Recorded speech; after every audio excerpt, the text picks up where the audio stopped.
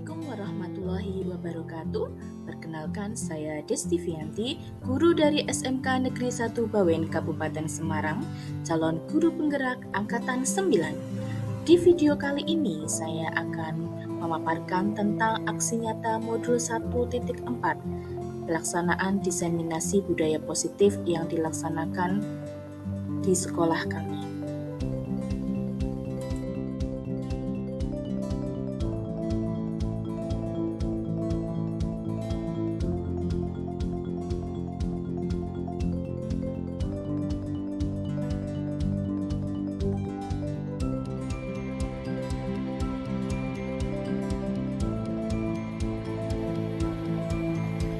Latar belakang pelaksanaan diseminasi budaya positif yaitu penerapan budaya positif di sekolah merupakan salah satu upaya peningkatan kualitas pendidikan nasional. Penerapan budaya positif ini tidak bisa dilakukan tanpa dukungan dari semua warga sekolah. Dengan penerapan budaya positif ini diharapkan dapat mewujudkan visi sekolah dan membentuk karakter murid dalam mengimplementasikan nilai-nilai profil pelajar Pancasila. Langkah-langkah yang saya lakukan dalam pelaksanaan budaya positif di kelas maupun di sekolah. Yang pertama, mengadakan sosialisasi kepada seluruh warga sekolah meliputi kepala sekolah, guru, murid, dan tenaga kependidikan terkait disiplin positif, keyakinan kelas, dan praktik segitiga restitusi dalam penyelesaian masalah murid. Kedua, guru memfasilitasi murid untuk membuat kesepakatan kelas yang ditandatangani dan disepakati bersama menjadi keyakinan kelas. Ketiga, menumbuhkan, menanamkan, dan membiasakan nilai-nilai profil pelajar Pancasila dalam setiap kegiatan, baik intrakurikuler maupun ekstrakurikuler. Mendokumentasikan setiap kegiatan yang berhubungan dengan aplikasi nilai-nilai profil pelajar Pancasila, serta mengajak semua elemen warga sekolah untuk dapat melaksanakan budaya 5S sehingga mampu mewujudkan budaya positif di kelas maupun di sekolah. Untuk mewujudkan budaya positif di kelas maupun di sekolah, dibutuhkan dukungan dari berbagai pihak. Yang pertama, dukungan dari semua warga sekolah untuk mewujudkan disiplin positif dan keberpihakan pada murid. Kedua, dukungan dari orang tua untuk selalu mendampingi anak dan melaksanakan pembiasaan-pembiasaan positif di rumah, sehingga otomatis murid pun akan terbiasa melakukan hal positif di rumah. 3. Dukungan dari semua warga sekolah untuk menjadi role model atau teladan yang baik bagi murid, sehingga murid akan bertindak apa yang mereka lihat.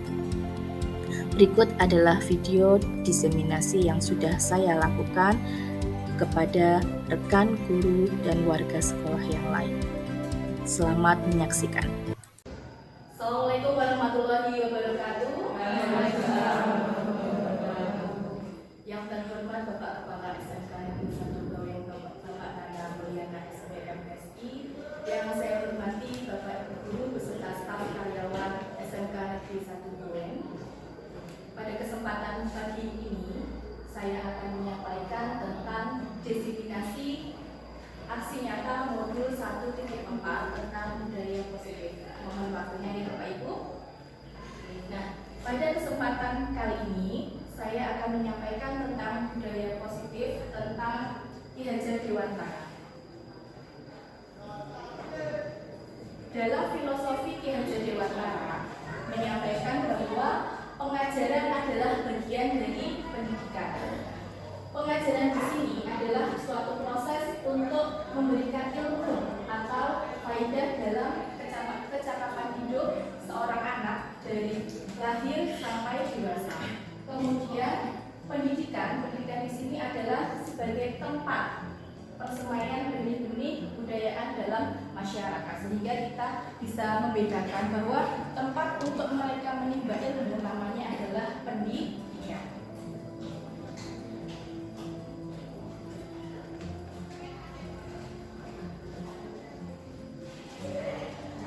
Selanjutnya, tujuan pendidikan menurut Ki Hajar Dewantara adalah menuntun. Kita sebagai guru itu tidak bisa mengatur apa yang kita mau sehingga murid bisa melaksanakan sesuai dengan kehendak kita. Tetapi kita hendaknya bisa menuntun mereka, membebaskan mereka untuk melaksanakan apa yang mereka mau, tetapi kita bertugas untuk memberikan pengarahan sehingga mereka tidak bisa keluar dari jalurnya, dan pengarahan tersebut bisa menjadikan hal yang baik, yang positif untuk mereka bisa dilaksanakan dalam kehidupan di sekolah maupun di masyarakat.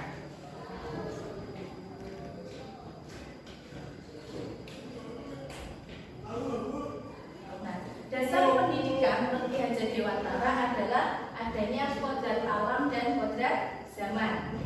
Mungkin ada yang mengetahui perbedaan antara kodrat alam dan kodrat zaman?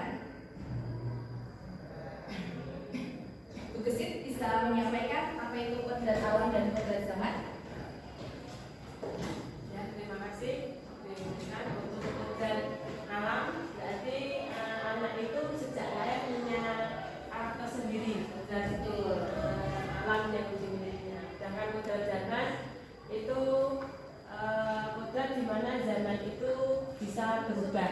Mungkin antara zaman dulu dengan sekarang itu berbeda. Apalagi nanti tahun-tahun yang akan datang. Ya, baik, terima kasih Bu Gesit ya.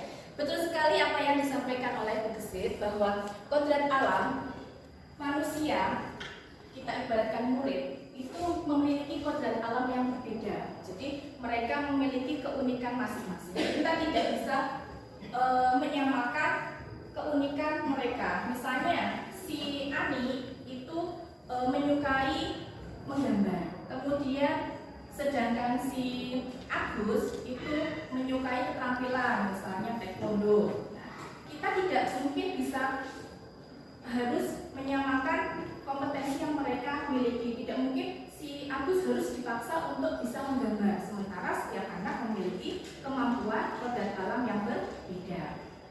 Tuh, jadi mungkin kita seringkali menyampaikan bahwa ada anak yang nakal, ada anak yang tidak segep, ada anak yang pintar, kan? Itu karena setiap anak memiliki kodrat alam yang berbeda, memiliki keunikan masing-masing. Sedangkan kodrat zaman ini adalah kemajuan teknologi yang semakin berkembang. Mungkin pada tahun kita lahir penggunaan HP tidak secanggih sekarang. Nah, sekarang banyak murid-murid yang dengan mudahnya bisa mengambil informasi dari media internet. Nah, itu karena adanya perkembangan teknologi seiring dengan perkembangan zaman.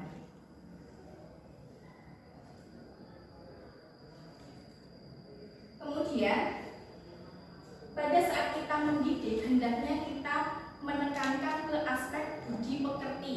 Jadi tidak hanya materi saja yang kita sodorkan, tetapi akhlak, budi pekerti, pembiasaan-pembiasaan yang positif itu sebaiknya juga kita masukkan ke dalam pembelajaran yang kita sampaikan kepada murid.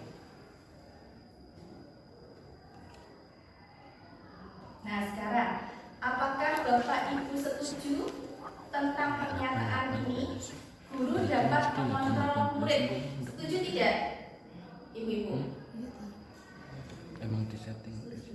Setuju? Setuju. Ada yang tidak setuju? Bu Santi tidak setuju. Ya, baiklah. Yang kedua, hukuman dapat mendisiplinkan murid. Setuju tidak? Tidak setuju. Ya. Yang ketiga, pemberian hadiah atau reward baik untuk perkembangan murid. Setuju atau tidak? Setuju. Baik, yang terakhir, apakah kritik dapat menguatkan karakter murid? Tidak setuju. Ada yang setuju? Tidak setuju semua ya.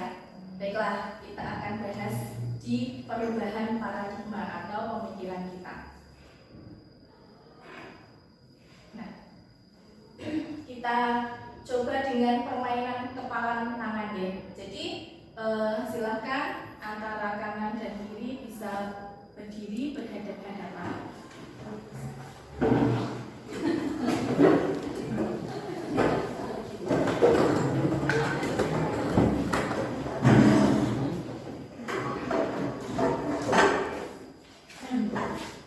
Yang sebelah kiri saya silakan membayangkan ada harta atau hal yang penting, yang berharga yang ada di genggaman tangan Bapak Ibu.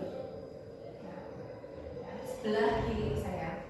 Sedangkan yang sebelah kanan tugasnya boleh merayu, boleh menghardik, membentak, boleh menggelitik, atau boleh meminta-minta, atau dengan cara apapun supaya apa yang dimiliki oleh Bapak Ibu sebelah kiri ini bisa diberikan kepada Bapak Ibu yang di sebelah kanan. Jadi caranya bisa bermacam-macam, bisa menghardik, bisa merayu, bisa memelas, bisa menggelitik, bisa menjewer, mencubit dan sebagainya. Terserah Bapak Ibu mau dengan cara apapun sehingga apa yang dikepal oleh Bapak Ibu yang sebelah kiri bisa terlepas. Tetapi yang sebelah kiri pun juga bisa tidak melepaskan karena mungkin itu merupakan hal atau harta yang paling berharga bagi Bapak Ibu. Saya beri waktu berapa? 1 menit? Silakan bisa dimulai.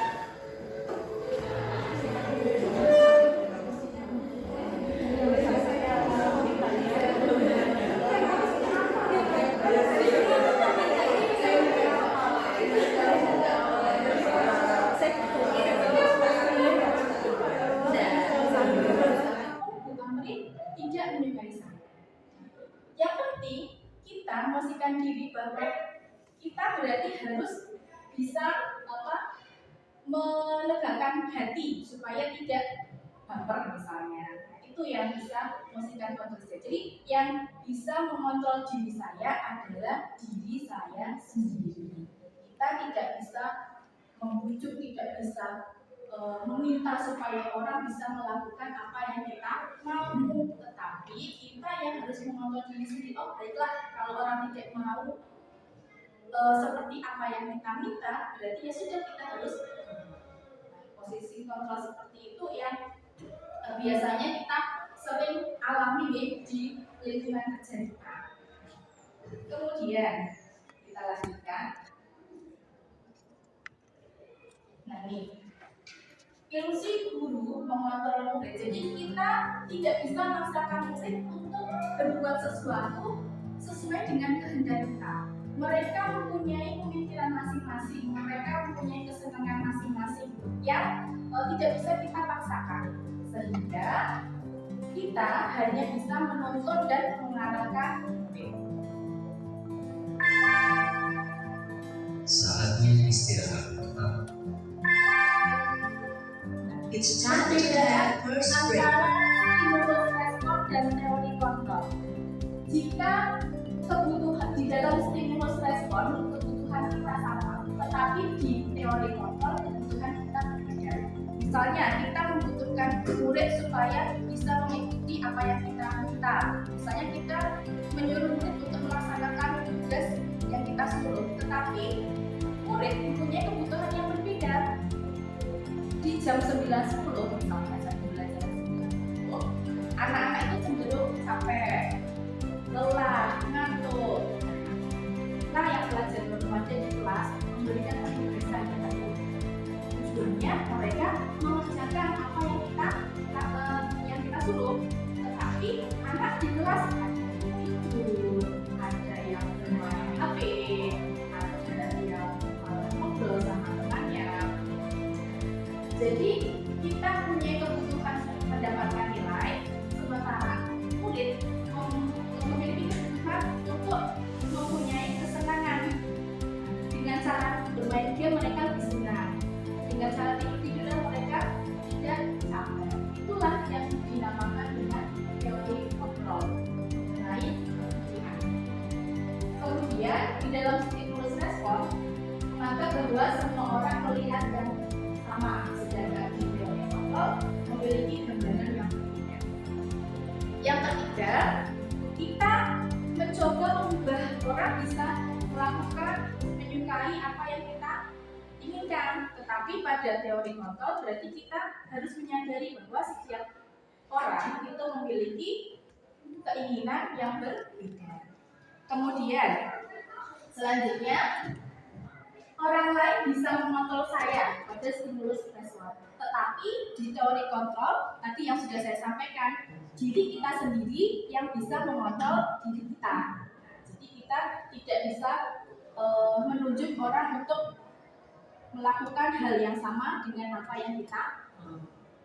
Kemudian di dalam stimulus respon ada pemaksaan pada saat rujukan gagal. Jadi kalau misalnya tadi Bu Sati tahu semua hati nggak bisa, sampai GPT, sampai misalnya jewelry, supaya apa? Hartanya bisa diberikan. Tetapi pada teori kontrol, ya sudah, kalau misalnya tidak diberikan berarti sudah menyadari adanya kolaborasi bagaimana cara yang lain supaya bisa sama-sama bersama untuk menangani harta tersebut misalnya. Kemudian yang terakhir, di dalam stimulus respon ada pikiran untuk menang atau kalah. Yang bisa memberikan menang, yang tidak bisa memberikan kalah misalnya. Tetapi pada teori kontrol tidak ada berpikiran seperti itu. Jadi semuanya statusnya adalah menang semua, pemenang semuanya. Walaupun ada yang berhasil dan ada yang tidak berhasil, semua menjadi pemenang.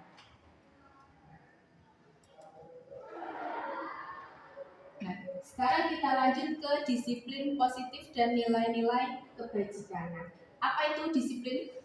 Mungkin guru BK menurut disiplin. Disiplin itu mematuhi tata tertib ya, mematuhi tata tertib. Nah, biasanya seperti itu. Nah, disiplin di sini adalah belajar. Jadi apa yang dilakukan orang lain untuk mendapatkan kepatuhan itu adalah disiplin.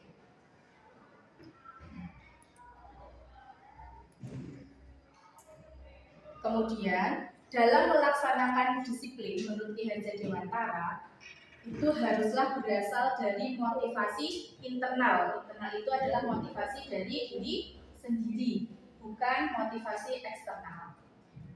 Misalnya, Bu Sandi di SMK Negeri 1 Bawen itu kan ada kegiatan apel pagi pukul 7:15. Apakah yang mendasari Bu Sandi bisa hadir di sini sebelum pukul 7:15? Apa yang menjadikan alasannya? Yang menjadikan alasan saya disiplin waktu itu, ketika apel jam 7:04, maka kita harus siap-siap dulu sebelum jam 7:04. Contohnya saya hadir jam 6:30, harus lebih awal dulu.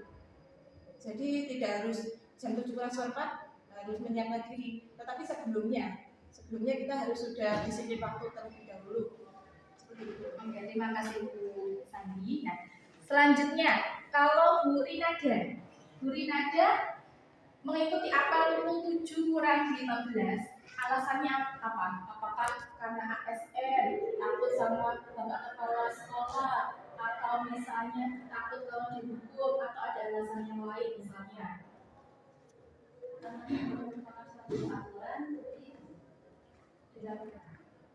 Iya, karena ini merupakan aturan ya. Jadi aturan tidak harus dari pusat, tetapi di sekolah juga merupakan aturan. Jadi kita punya aturan di sekolah juga dari dinas. Ada yang datang pukul 7:15 itu karena niatnya untuk mendapatkan hadiah atau penghargaan dari bapak kepala sekolah? Tidak ada. Alhamdulillah, berarti ini semua melakukan hal yang positif tersebut memang dimotivasi oleh unsur internal ya, unsur dari diri sendiri. Kalau eksternal itu karena reward atau penghargaan, sehingga dia itu berisik 6:30 datang ke sekolah karena untuk mendapatkan penghargaan, mendapatkan nama baik dari bapak kepala sekolah, mendapatkan mungkin jabatan atau mungkin uang, materi dan sebagainya, atau mungkin ingin dipromosikan menjadi orang yang penting di sekolahan. Itu unsur dari eksternal. Kalau motivasi dari internal berarti motivasi dari diri sendiri. Misalnya tadi bahwa kita memang sebagai ASN tugasnya adalah mengabdi untuk sekolah dan negara. Berarti kita harus mematuhi tata tertib atau disiplin tersebut.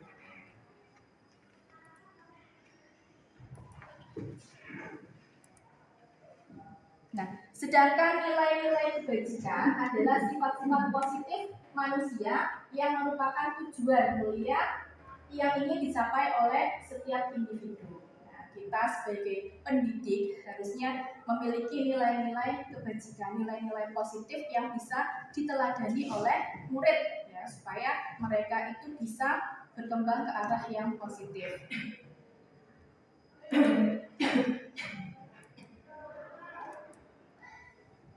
Nah, ini contoh nilai-nilai kebajikan, ada nilai toleransi, rasa hormat, integritas, mandiri, menghargai, kemudian antusias, empati, keingintahuan, kreativitas, kerjasama, percaya diri, dan komitmen.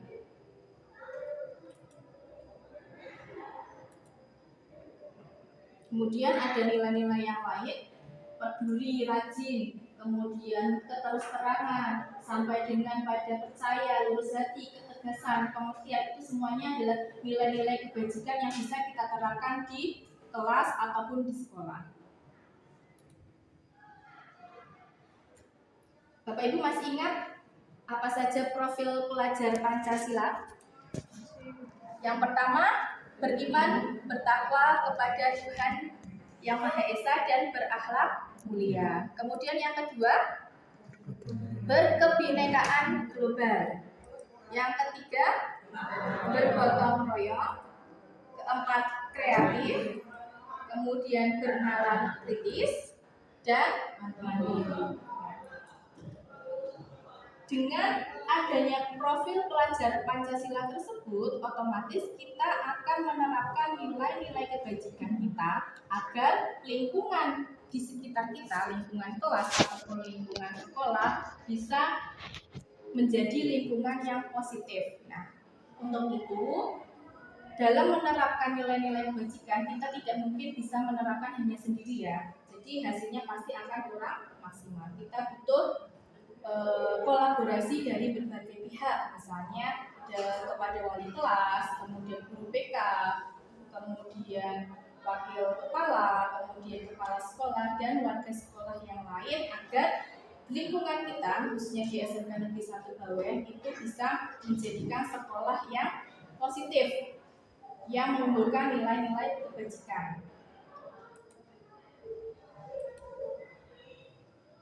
Pentingnya nilai-nilai kebajikan adalah agar terbentuknya murid-murid yang berkarakter. Berkarakter misalnya apa? Jadi anak-anak kita biasakan dengan 5S, senyum, sapa, salam, sopan, santun. Nah, jadi tidak hanya murid yang kita ajar saja, tetapi seluruh murid kita menerapkan hal tersebut. Kemudian berdisiplin. Kita memberikan peraturan supaya murid datang tepat waktu di sekolah. Berarti kita juga harus menjadi tauladan, menjadi role model bagi siswa untuk mereka bisa meniru apa yang kita lakukan. Kemudian santun, jujur, peduli, dan bertanggung jawab apa yang mereka lakukan.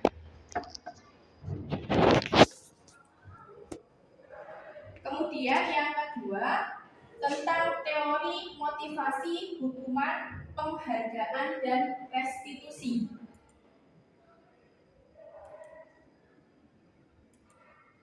Nah, ada beberapa motivasi, ya. Jadi motivasi yang dimiliki Bu Rinaja misalnya karena sebagai ASN maka harus mengikuti peraturan. Kemudian ada juga yang motivasi karena ingin mendapatkan imbalan, karena ingin menghindari hukuman dari Bapak Nana misalnya, atau ingin dihargai oleh teman-teman dan memiliki tingkat yang lebih tinggi dibandingkan teman-teman. Itu contoh motivasi yang dimiliki oleh seseorang. Motivasi untuk melakukan sesuatu. Nah, menghindari hukuman, kemudian mendapatkan imbalan, kemudian ingin dihargai. Kalau misalnya untuk menghindari hukuman, itu termasuk motivasi eksternal, motivasi dari luar. Kita datang tepat waktu di sini untuk menghindari hukuman supaya tidak kekancing di depan pagar misalnya, atau kita ingin mendapatkan imbalan dari seseorang, itu itu motivasi eksternal. Tetapi karena kita ingin menghargai diri sendiri dan ingin mempunyai nilai-nilai atau menjadi teladan bagi orang lain, maka itu termasuk ke dalam motivasi internal, termasuk dalam tujuan disiplin positif. Nah, sekarang apa bedanya hukuman, konsekuensi dengan restitusi?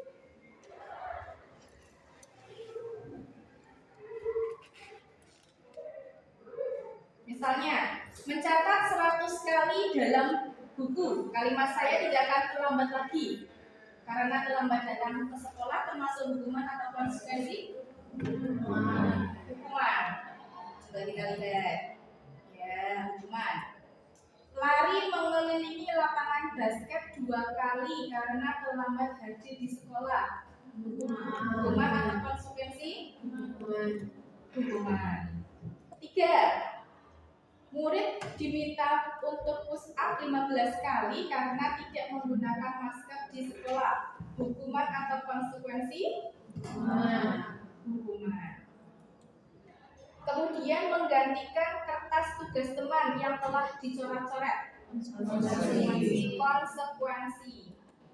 Membersihkan tumpahan air karena tersenggol pada saat belajar. Konsekuensi. Murid disuruh untuk tidak mengenakan sepatu seharian karena tidak mengenakan sepatu hitam. Hukuman. Nah, satu lagi, lari mengelilingi lapangan basket 2 kali karena terlambat 10 menit pelajaran PCOK. Konsekuensi. Nah, sekarang apa sih perbedaan antara hukuman dan konsekuensi? Hukuman itu bersifat tidak terencana atau secara tiba-tiba.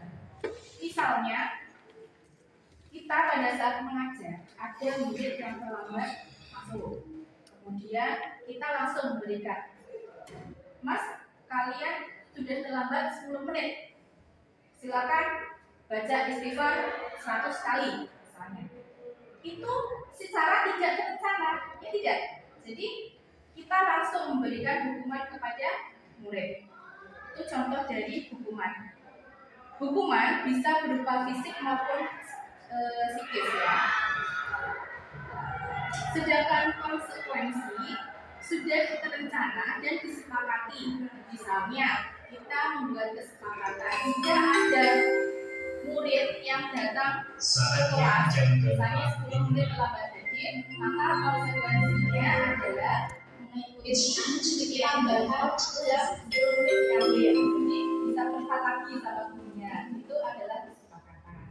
Misalnya lagi, ada siswa yang terlambat mengumpulkan tugas. Nanti kalau ada yang terlambat mengumpulkan tugas, konsekuensinya berarti nilainya dikurangi ya, 5 poin misalnya. Itu adalah contoh konsekuensi. Jadi sudah ada kesepakatan di awal. Itu bedanya hukuman dengan konsekuensi.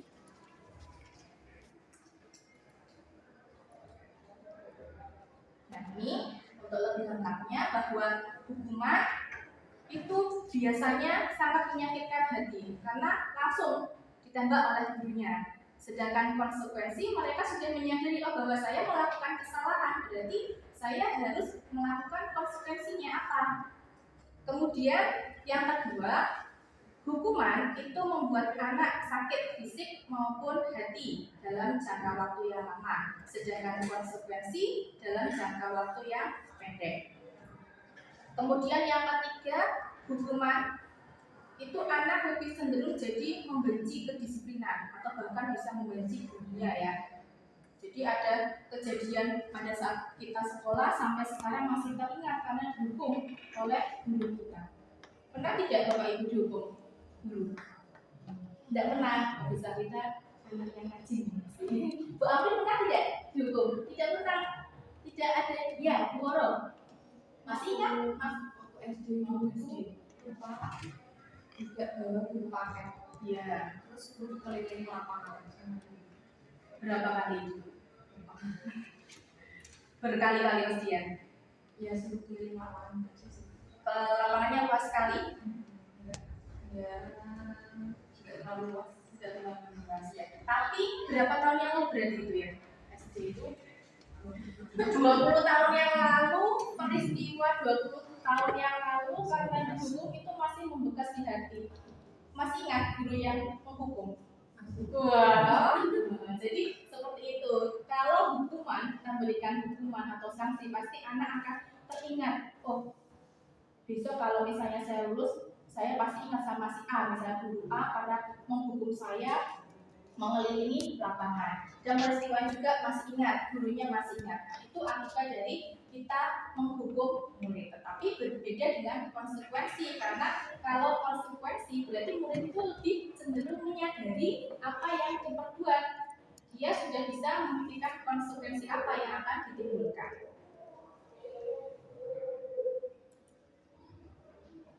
Nah, ada lagi yang ketiga, ini tingkatannya lebih tinggi dibandingkan konsekuensi, yaitu adalah restitusi. Restitusi ini adalah cara kita sebagai pendidik untuk menciptakan kondisi bagi murid dalam memperbaiki kesalahan mereka. Nah, jadi kita memberikan kebebasan bagi murid, solusi yang bisa ditawarkan oleh murid untuk menyelesaikan masalah yang dialaminya.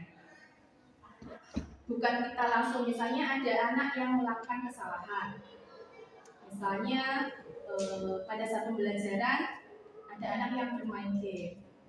Kita memberikan solusi, baik kalau kalian selama ini bermain game, maka konsekuensinya adalah kalian harus mengikuti pelajaran tambahan desi misalnya. Itu adalah konsekuensi yang pendidik berikan. Tetapi biarkan murid itu mencari solusi yang dia tawarkan sendiri. Baik Bu, saya akan. Nah, berarti kan dia memang ya mempunyai gagasan untuk mencari solusi terhadap kesalahannya. Jadi biarkan murid yang mencarikan solusi bagi kesalahannya. Nah, ini jika hukuman itu termasuk ke identitas yang gagal, sedangkan disiplin, konsekuensi, dan restitusi adalah suatu identitas yang sukses. Antara hukuman ini negatif ya Bapak Ibu. Jadi sebisa mungkin kita menghindari hukuman untuk murid, walaupun di dalam kenyataannya agak sulit ya. Jadi kalau tidak dihukum, nanti anak semakin misalnya menjadi-jadi atau tidak sopan. Tetapi kita mulai dari sekarang kita berubah, kita punya paradigma baru bahwa hukuman itu tidak baik untuk murid. Kita ganti menjadi konsekuensi. Kita berikan kesepakatan dulu, dan pada saat mereka melakukan kesalahan, kita menggunakan restitusi supaya murid bisa memunculkan solusi yang dia tawarkan sendiri.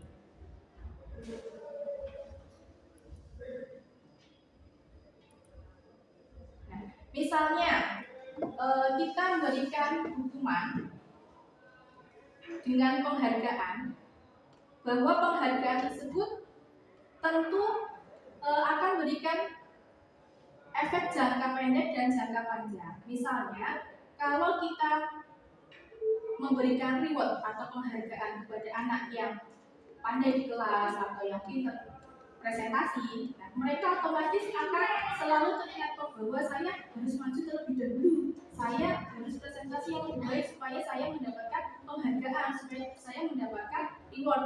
Nah, jadi ada efeknya, mereka ketergantungan dengan penghargaan. Mereka takut dihukum, mereka berani karena penghargaan atau reward. Nah, itu adalah hal yang harus kita hindari. Nah, di sini jika kita memberikan hadiah kepada murid, murid berpikir berarti dia ingin mendapatkan hadiah tersebut, maka murid baru misalnya berpresentasi di depan, berani presentasi di depan. Tapi kalau tidak diberi hadiah, mereka tidak mau untuk melakukan presentasi. Kemudian penelitian menunjukkan bahwa pekerjaan seni atau penulisan cerita kurang kreatif jika dijanjikan sebuah hadiah atau penghargaan. Dan tugas-tugas untuk memecahkan masalah akan memakan waktu yang lebih lama dan memberikan jalan keluar kurang kreatif saat mereka dijanjikan suatu penghargaan. Artinya, tadi yang pertanyaan di depan, hukuman, kemudian reward atau penghargaan berarti tidak baik untuk murid. Maka dari itu, biarlah murid memiliki motivasi dalam dirinya, memiliki motivasi intrinsik, bahwa mereka punya kesadaran untuk melakukan hal-hal yang mereka inginkan berdasarkan dari hatinya masing-masing. Nah, kemudian di dalam kelas kita harus membuat keyakinan kelas. Misalnya ada pertanyaan seperti ini, mengapa kita memakai helm pada saat mengendarai kendaraan roda 2? Untuk apa? Keselamatan. Mengapa kita tidak merokok di rumah sakit? Menghargai orang lain, menjaga kesehatan. Mengapa kita memakai masker ketika masuk laris misalnya atau Ramayana? Kesehatan. Kemudian, mengapa keyakinan kelas tidak peraturan kelas saja? Kenapa Bapak Ibu? Iya, karena siswa terlibat. Jadi keyakinan kelas itu sebenarnya berasal dari peraturan kelas atau tata tertib. Jadi kalau kita di sekolah itu seringnya mengatakan tata tertib sekolah, ya, atau peraturan sekolah. Tetapi di kurikulum Merdeka ini kita ubah peraturan tersebut menjadi keyakinan kelas. Mengapa? Karena pada tata tertib ataupun peraturan itu kita menerima hasilnya. Jadi sudah ada peraturan tersebut, kita harus mengikuti peraturan tersebut. Tetapi karena keyakinan itu harus didiskusikan bersama sehingga hal tersebut merupakan kesepakatan antara guru dengan murid. Jadi kalau keyakinan itu lebih termotivasi dari dalam diri, berbeda dengan peraturan. Karena peraturan seperti itu saya harus mengikutinya. Itu jadi ada unsur yang lain.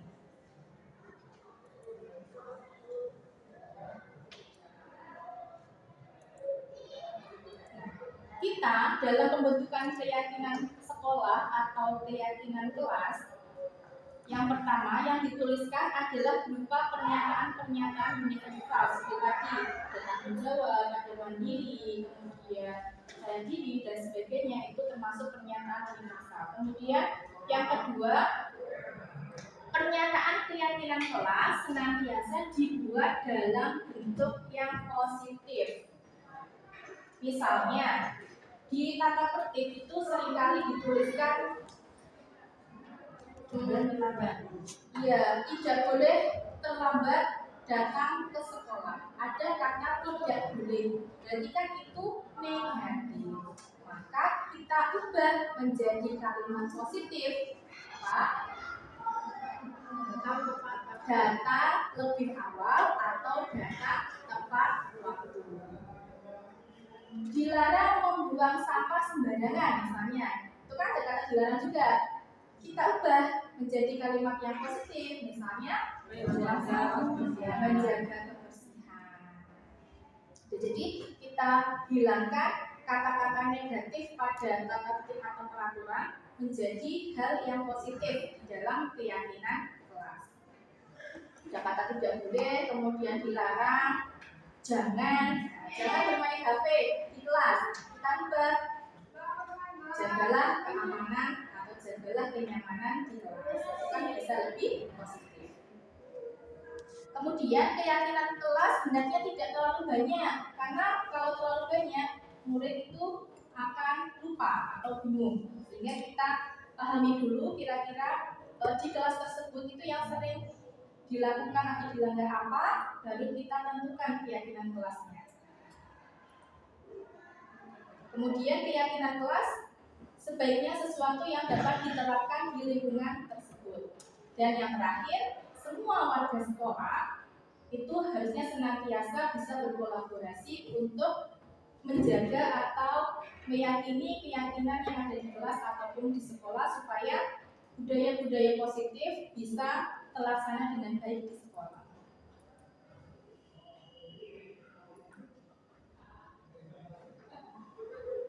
Nah, ada peraturan selalu kembalikan buku ke tempatnya. Ini keyakinan kelasnya kita rumuskan menjadi tanggung jawab. Jadi setelah mungkin di perpustakaan seringkali ya anak-anak pinjam buku bacaan, kemudian mengembalikannya tidak sesuai tempatnya. Maka kita perlu membuat keyakinan di perpustakaan dengan rasa tanggung jawab. Kemudian ada kata negatif, dilarang mengganggu orang lain. Kita ubah ke hal yang positif, yaitu menghormati orang lain. Kemudian dilarang melakukan kekerasan. Berarti kita harus menghormati orang lain. Kemudian dilarang menggunakan narkoba. Keyakinan kelasnya kesehatan, kita harus menjaga kesehatan. Kemudian jangan berlari di kelas atau koridor. Berarti keyakinan kelasnya adalah keselamatan atau keamanan. Pembentukan keyakinan sekolah atau kelas dimulai misalnya dari kelas 1. Nah, kita sebagai pengajar, pendidik membuat peraturan yang mungkin sudah ada di sekolah, kemudian kita tuliskan di papan tulis peraturan tersebut. Misalnya ada yang negatif, kita ubah dulu. Tadi seperti dilarang membuang sampah sembarangan, kita ubah menjadi kalimat yang positif. Kemudian setelah itu kita minta tanda tangan. Jadi minta tanda tangan semua murid yang ada di kelas dan juga ditandatangani oleh kita sendiri sebagai apa? Sebagai keyakinan bahwa ini sudah disepakati oleh kelas. Sehingga kalau terjadi apa-apa kita bisa menanyakan, oh keyakinan kelas ini kan seperti ini yang sudah kita tandatangani bersama. Itu contoh pembentukan keyakinan di kelas.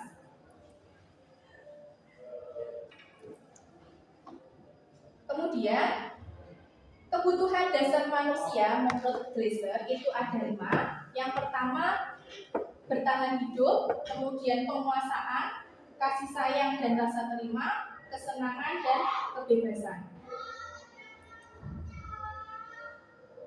Bertahan hidup, jadi setiap orang itu memiliki kebutuhan yang bersifat fisiologis untuk bertahan hidup. Misalnya mereka membutuhkan kesehatan, membutuhkan rumah, kemudian makanan untuk bertahan hidup dan bisa belajar di sekolah. Kemudian kasih sayang dan rasa terima, bahwa setiap murid itu memiliki kebutuhan, keinginan untuk disayang oleh gurunya. Pasti saya yakin seperti itu ya. Jadi si A diperhatikan secara berlebihan oleh guru A, si B juga ingin diperhatikan juga. Jadi kita sebagai pendidik jangan misalnya membedakan antara si A dengan si B, karena semuanya pada dasarnya ingin diperhatikan, ingin diberikan kasih sayang atau perhatian. Kemudian pengakuan atas kemampuan. Karena setiap murid itu memiliki keunikannya masing-masing dan kemampuannya masing-masing, maka kita harus mengapresiasi apa yang mereka mampu atau apa yang sudah mereka bisa lakukan. Kita harus bisa memberikan apresiasi kepada murid-murid kita ya, walaupun ada yang hasilnya jelek, ada yang sedang, ada yang bagus, itu semuanya harus kita apresiasi. Kemudian kebebasan kebutuhan akan pilihan. Mungkin anak-anak di sini itu contohnya misalnya kita mengajarkan pembelajaran. Anak-anak dibebaskan untuk memilih tempatnya mau di kelas atau mungkin di taman atau di perpustakaan, karena membiarkan mereka bebas menentukan sesuatu itu akan membuat mereka nyaman untuk mengikuti pembelajaran. Tetapi yang penting tadi kita sebagai guru harus bisa menonton dan mengarahkan mereka supaya tidak mengarah hal yang negatif yang bisa merugikan dirinya sendiri maupun orang lain. Kemudian, murid selain memiliki kebutuhan ketiga tadi, juga mereka ingin membutuhkan kesenangan. Di sekolah mungkin ada beberapa murid kita yang lebih senang ya belajar di sini, kemudian pulang sampai sore bahkan ada yang mandi karena mereka merasa senang dibandingkan harus di rumah. Di rumah mungkin lebih capek karena disuruh untuk jaga adiknya atau nyuci piring, nyuci baju dan sebagainya. Mereka lebih senang untuk berada di sekolah. Hal-hal tersebut marilah kita pelajari apa yang murid-murid itu inginkan. Mereka ingin kesenangan, ya mari kita sebagai guru bisa mengarahkan hal yang senang tetapi dalam segi yang positif itu seperti apa. Jadi jangan hanya menyalahkan, Mas, ayo jangan tiduran. Mungkin dia butuh istirahat tidur karena capek seharian itu di lahan. Jadi kita tetap memberikan pengarahan hal yang positif, tidak langsung menghukum ataupun menjudge bahwa anak tersebut tidak baik.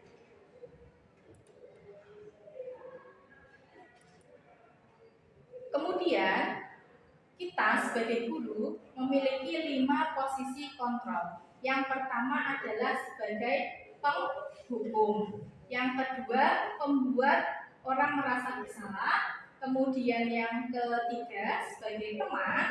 Yang keempat sebagai pemantau. Dan yang terakhir sebagai manajer. Bu Iin, yang sering dilakukan Bu Iin kepada murid jika mengalami kesalahan, posisinya yang mana Bu? Bapak kalau kesalahan ya? Iya. Biasanya saya biasanya menjadi teman dan kadang menjadi pembuat orang atau membuat orang. Memang manusia itu sukanya membuat orang merasa bersalah ya. Ya, jadi tadi gurunya seringnya sebagai teman. Contoh sebagai teman seperti apa Bu? Misalnya suatu kasus. Ada kasus sebagai teman itu misalkan ada anak tiba-tiba menangis. Waktu saya masuk itu ada anak itu nangis. Terus temennya dia bertanya kenapa. Terus temannya bilang bahwa dia baru aja kehilangan uang. Nah, teman-temannya tidak ada yang ngasih uang karena uang saku rata-rata kan pas ya untuk diri masing-masing. Akhirnya dia bilang, ini saya pinjami uang, dikembalikannya nanti kalau kamu sudah sukses. Dan gitu karena kalau dikasih begitu aja dia tidak mau, makanya dia bilang saya pinjam uang. Bagus sekali ya, kayak dilakukan begitu. Dan membuat orang merasa bersalah ya. Iya. Baik, kalau Bu Apri mungkin yang biasa dilakukan sebagai guru ini menghadir atau berceramah atau menjadi teman atau manajer. Mungkin manajer. Kalau Bu Apri ini langsung manajer sekali Bu Apri. Contohnya seperti apa Bu Apri kalau manajer? Setiap kemarin itu ada siswa yang sesuai kesepakatan di kelas itu di awal sudah buat kesepakatan jika tugas tidak jadi proyeknya tidak jadi sesuai dengan jadwal maka ada konsekuensi tertentu. Ternyata di hari harusnya tahapan proyek itu ada sekelompok siswa, 2 kelompok itu belum menyelesaikan. Kemudian saya tawarkan kembali dengan saya mengajukan berbagai macam pertanyaan ya. Contohnya kenapa tidak selesai? Terus apa yang dilakukan anak-anak kemarin selama proyek ini kan 5 minggu. Proyeknya 5 minggu, apa yang sudah dilakukan?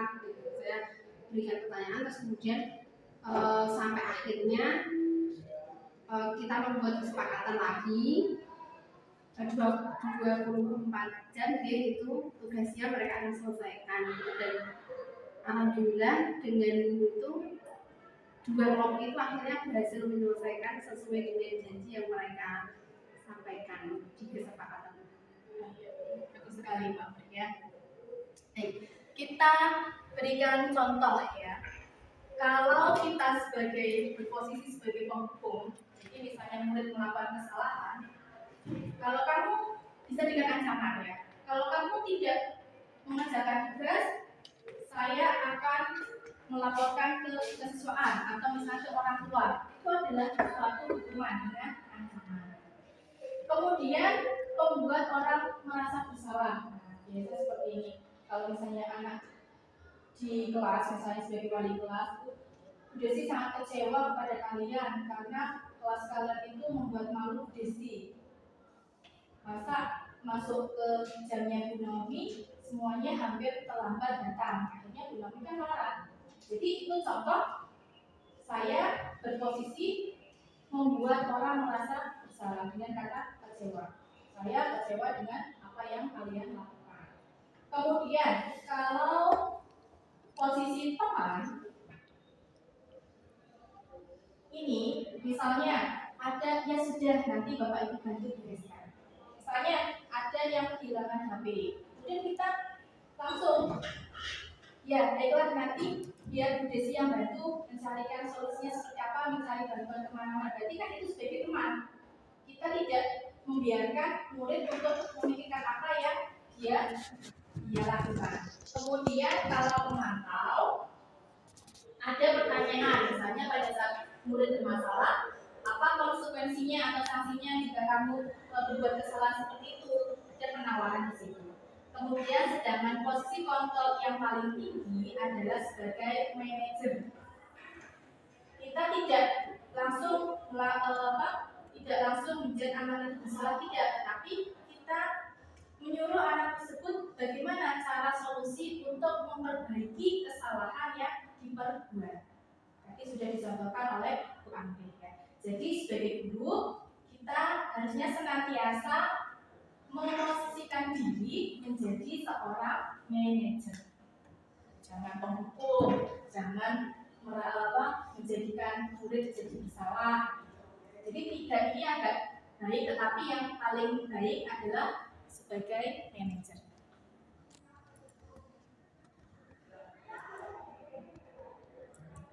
Nah, misalnya ada pertanyaan, patuhi aturan saya atau awas. Berarti ini Penghukum. posisinya penghukum. Gimana coba kalau orang tua kamu tahu berbuat begini? Merasa bersalah. Iya, membuat merasa bersalah.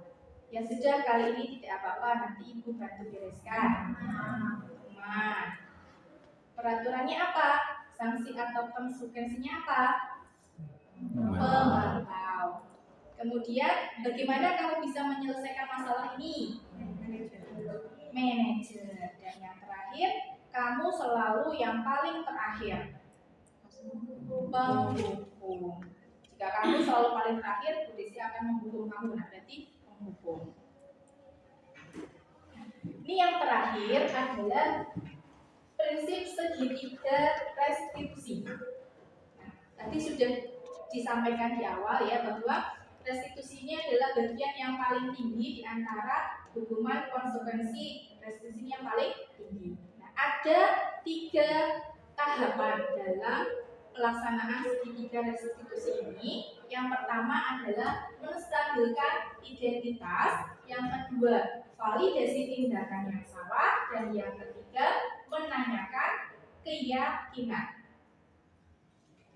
Jika kita menemukan suatu permasalahan atau murid melakukan suatu kesalahan, hendaknya kita bisa melakukan langkah-langkah restitusi untuk menyelesaikan permasalahan tersebut.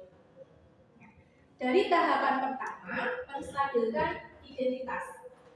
Kita menyampaikan bahwa setiap orang pasti pernah memiliki kesalahan. Nah, saya juga pernah memiliki kesalahan. Itu menstabilkan identitas supaya mereka tidak down, tidak takut. Naik ke validasi tindakan yang salah. Tetapi permasalahan tersebut, kamu mempunyai alasan apa? Mengapa kamu kok melakukan hal demikian, hal negatif demikian? Tanyakan dulu alasannya. Itu validasi atau klarifikasi atau konfirmasi ya biasanya ya, kita yang klarifikasi. Kemudian yang terakhir menanyakan keyakinan. Jadi kesalahan tersebut itu tidak sesuai dengan keyakinan di kelas kita yang apa. Kemudian kita tawarkan solusi apa yang kamu tawarkan supaya bisa menyelesaikan permasalahan ini. Itu dari segitiga restitusi. Nah, di dalam tahapan segitiga restitusi, yang pertama menstabilkan identitas, itu membuat anak yang merasa gagal menjadi positif. Jadi dengan tadi perkataan tadi, berbuat salah itu manusiawi. Semua orang pasti memiliki kesalahan. Nah, tetapi kita yakin bahwa kita pasti bisa menyelesaikan permasalahan ini secara bersama-sama jika kamu tidak mampu. Nah, kemudian bagian validasi tindakan yang salah. Kebutuhan apa yang ingin dipenuhi? Jadi tanyakan alasan mengapa melakukan hal demikian. Pasti ada alasannya. Kebutuhan apa? Misalnya dia karena bermain game pengennya senang-senang, maka berarti kan dia menginginkan kebutuhan kesenangan.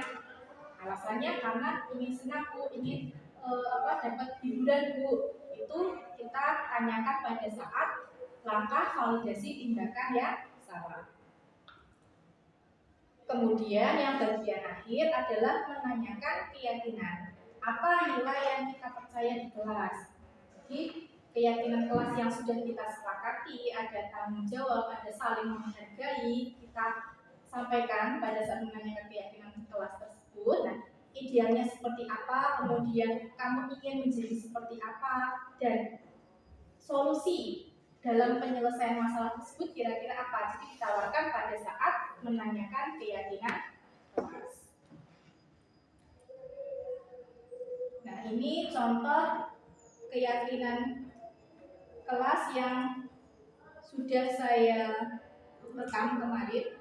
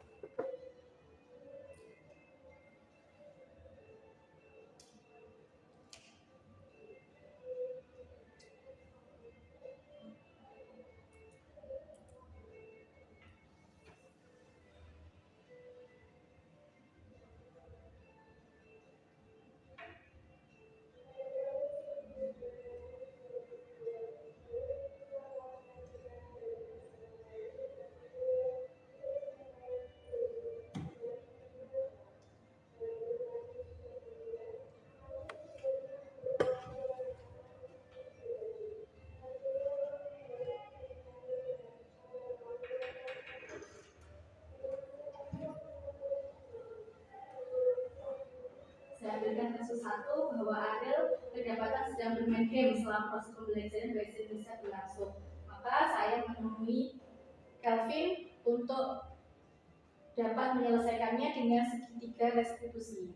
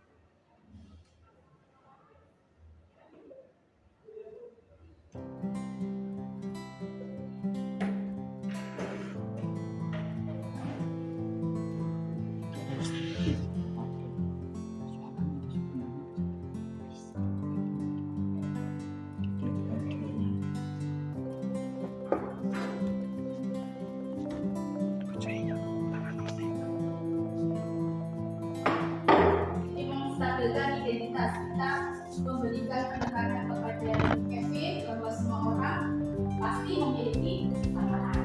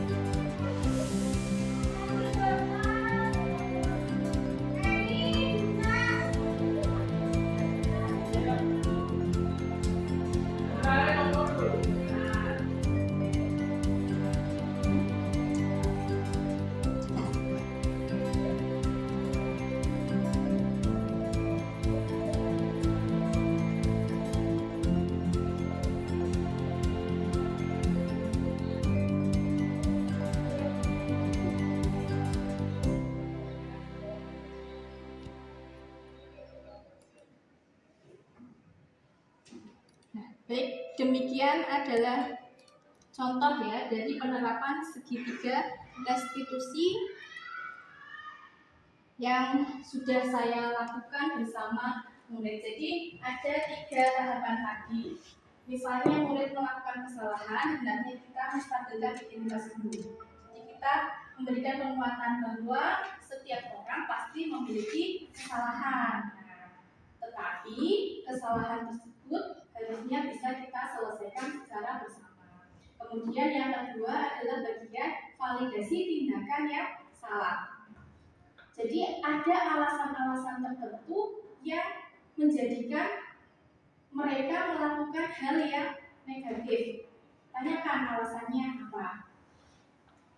Kemudian setelah menanyakan alasan, kita memberikan pertanyaan, menanyakan keyakinan kelas yang sudah dilanggar apa. Misalnya tadi contohnya, karena tadi persoalannya adalah permasalahannya ada siswa pada saat belajar bahasa Indonesia itu bermain game. Maka kita tanyakan keyakinan kelas yang dilanggar apa, yaitu saling menghormati atau saling menghargai. Mengapa? Karena di dalam kelas jika ada anak yang bermain game pasti akan mengganggu temannya yang sedang belajar. Suara game pasti akan bising ya, membuat siswa yang lain tidak konsentrasi dalam mengikuti pembelajaran. Akhirnya dia tidak bisa menghargai atau tidak menghormati orang lain. Seperti itu Bapak Ibu. Demikian budaya positif yang bisa saya sampaikan. Semoga bermanfaat untuk kita semua dan kita bisa belajar bersama supaya anak-anak kita memiliki tindakan-tindakan atau menerapkan nilai-nilai kebajikan dan nilai positif di lingkungan kelas ataupun di lingkungan sekolah kita. Terima kasih. Saya akhiri. Wassalamualaikum warahmatullahi wabarakatuh.